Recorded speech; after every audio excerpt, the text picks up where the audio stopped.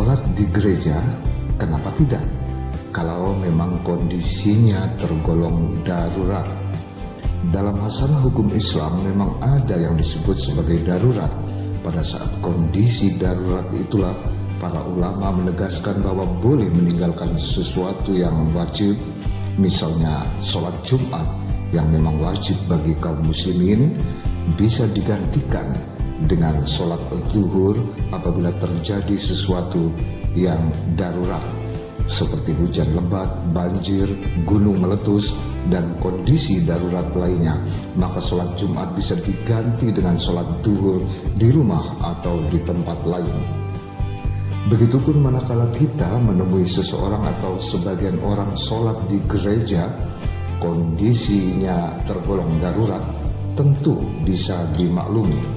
Yang nampak dalam video ini adalah beberapa orang yang datang ke masjid untuk menunaikan sholat Jumat. Ternyata jamaah meluber sampai ke halaman, sedangkan halaman yang ada sekaligus juga merupakan halaman gereja. Maka mereka pun sholat di emperan gereja itu. Yang menarik, 3 tempat ibadah itu yang lokasinya tidak begitu jauh dari pantai Kute, Bali, yakni masjid, gereja, dan pura, praktis menggunakan halaman yang sama. Tentu saja halaman yang sama itu pun dimanfaatkan secara bersamaan sesuai dengan keperluan yang ada. Tempat ibadah yang dibangun berdampingan dalam suatu kompleks setidaknya ada 4 lokasi di Bali, pusat pariwisata utama Indonesia itu. Fakta ini tentu merupakan wujud layanan khusus bagi wisatawan dan masyarakat yang ingin tetap bisa beribadah saat berada di Pulau Dewata.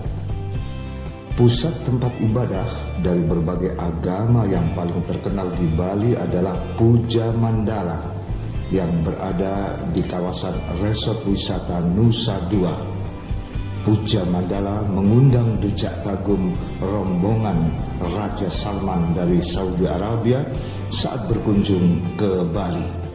Di Kompleks Bandara Internasional I Gusti Ngurah Rai juga bisa kita temui kompleks bangunan tempat ibadah berbagai agama. Ada masjid yang berdampingan dengan gereja, sedangkan di sebelah keduanya adalah pura tempat ibadah umat Hindu. Jika kita menyusuri perjalanan sejarah ke masa lalu, tepatnya saat pasukan kaum muslimin berhasil merebut Yerusalem dari kekuasaan Romawi, maka saat itulah dilakukan penyerahan kota suci Yerusalem kepada Khalifah Umar bin Khattab yang dilangsungkan di gereja makam suci Yerusalem. Sikap Umar bin Khattab yang penuh kasih sayang dalam peristiwa yang terjadi pada tahun 636 Masehi itu mendapat pujian khusus dari para sejarawan Barat. Ia, Umar, memimpin suatu penaklukan yang sangat damai tanpa tetesan darah, tulis Karen Armstrong dalam bukunya berjudul A History of Jerusalem, One City, Three Faiths. Yang menarik, Umar bin Khattab saat dipersilakan melakukan sholat di gereja makam suci oleh Patriark Sopronius, ia menolak dengan halus, lalu sholat di tempat lain yang tak begitu jauh dari gereja makam suci. Belakangan Umar bin Khattab beralasan kalau dia jadi melakukan sholat di gereja itu, dirinya khawatir apabila kaum muslimin bisa menggantikan gereja menjadi masjid untuk dipakai tempat sholat. Itu artinya bahwa Umar bin Khattab ingin agar tercipta adanya toleransi di tengah-tengah masyarakat Yerusalem yang memang beragam itu. Di Rusia, saat komunis berkuasa, tepatnya pada era Uni Soviet, sebuah masjid dialihfungsikan menjadi gudang, yaitu Masjid Al-Jami'ul Muslimin atau dikenal juga sebagai Blue Mosque di kota Saint Petersburg. Selama 40 tahun, masjid yang indah itu dialihfungsikan menjadi gudang.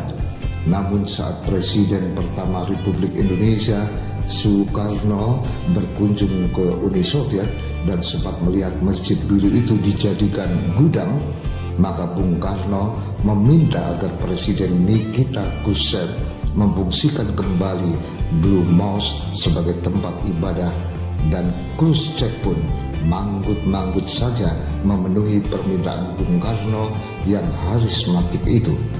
Akhirnya Blue Mosque pun kembali digunakan untuk sholat dan kegiatan ibadah lainnya atas jasa Bung Karno.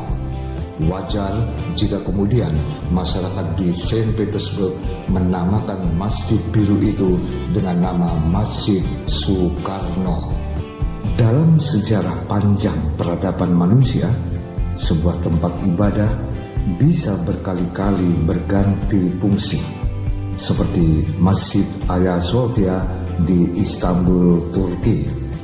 Pada tahun 537 sampai 1054, Hagia Sophia menjadi gereja Kekaisaran Bizantium.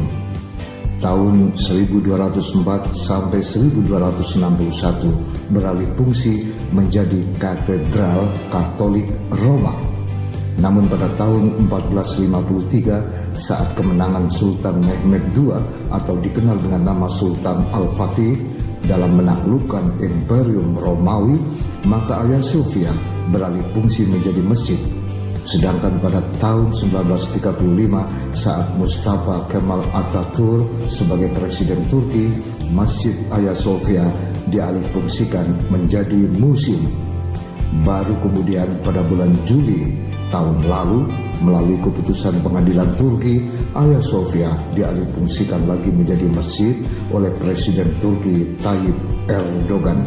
Nampaknya alih fungsi tempat ibadah telah terjadi dari zaman ke zaman di berbagai tempat di dunia ini.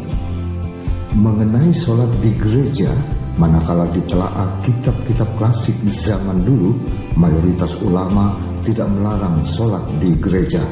Umumnya mereka menghukuminya sebagai makruh kecuali dalam keadaan darurat tentunya. Sebagian mazhab Syafi'i mensyaratkan agar meminta izin terlebih dulu kalau mau sholat di gereja dan menghindari sholat di sekitar gambar-gambar atau patung jika ada. Senada dengan ulama terdahulu, Harian Republika mengutip lembaga fatwa Mesir Dar al-Ifta yang berpendapat diperbolehkan untuk sholat di dalam gereja jika sudah tiba waktunya sholat saat berada di sana. Namun sebelum sholat hendaknya meminta persetujuan terlebih dulu kepada penanggung jawab gereja setempat. Salah seorang ulama Saudi Arabia, Abdullah bin Sulaiman Al-Manea, masih menurut Republika, mengungkapkan bahwa Muslim bisa melakukan sholat di gereja atau sinagog. Menurut dia, semua lahan milik Allah Subhanahu wa Ta'ala. Dia mengutip salah satu hadis Nabi Sallallahu Alaihi Wasallam yang berasal dari Abu Sa'id Al-Khudri, di mana Rasulullah Sallallahu Alaihi Wasallam bersabda, bumi ini semuanya merupakan masjid yang bisa dipakai sebagai tempat sholat, kecuali kuburan dan kamar mandi.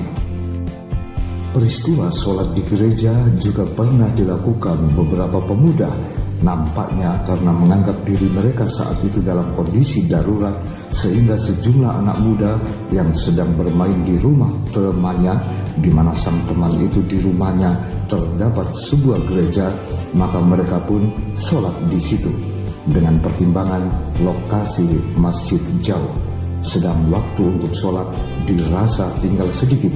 Maka mereka pun sholat berjamaah di gereja yang ada di rumah temannya itu.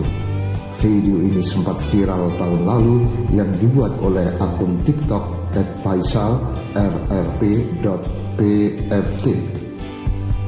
Peristiwa itu tentu menambah daftar panjang bukti adanya toleransi yang indah dari pemeluk agama di negeri tercinta ini. Keindahan itu pun bisa pula kita saksikan saat seorang korban banjir di Kudus, Jawa Tengah yang sedang mengungsi di sebuah gereja ternyata tetap mendirikan sholat Bersyukurlah kita di Indonesia, toleransi pemeluk agama yang satu dengan lainnya telah terjalin dengan harmonis dari masa ke masa. Pembangunan Masjid Istiqlal, juga Katedral Jakarta dan Gereja GPIB Immanuel Jakarta atas prakarsa Presiden Soekarno memang sengaja dibangun berdekatan. Semua itu mengisyaratkan dengan sangat jelas adanya toleransi antar agama di negeri ini. Di Malang, Jawa Timur, para pengurus tempat ibadah yang berdekatan selalu bersinergi dalam melayani umat yang sedang melakukan kegiatan peribadatan sesuai dengan keyakinannya. Dua buah gereja di kota Malang, yaitu Gereja Immanuel dan Gereja Hati Kudus Yesus, selalu menyediakan halamannya untuk jamaah sholat Id, baik Idul Fitri maupun Idul Adha bagi jamaah Masjid Jami Agung Malang.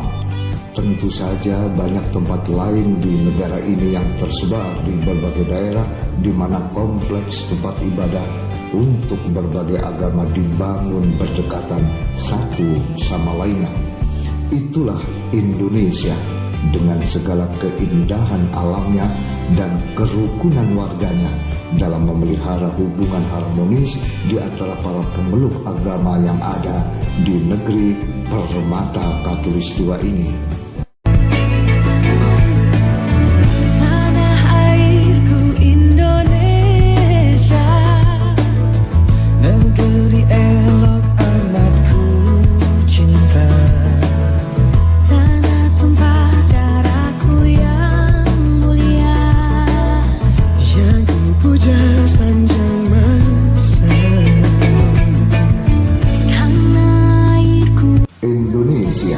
Negeri permata khatulistiwa yang permai diharapkan akan terus mampu merawat toleransi beragama di antara sesama anak negeri dengan penuh rasa cinta berdasar kaidah bagimu agamamu, bagiku agamaku, dan engkau adalah saudaraku sebangsa dan setanah air.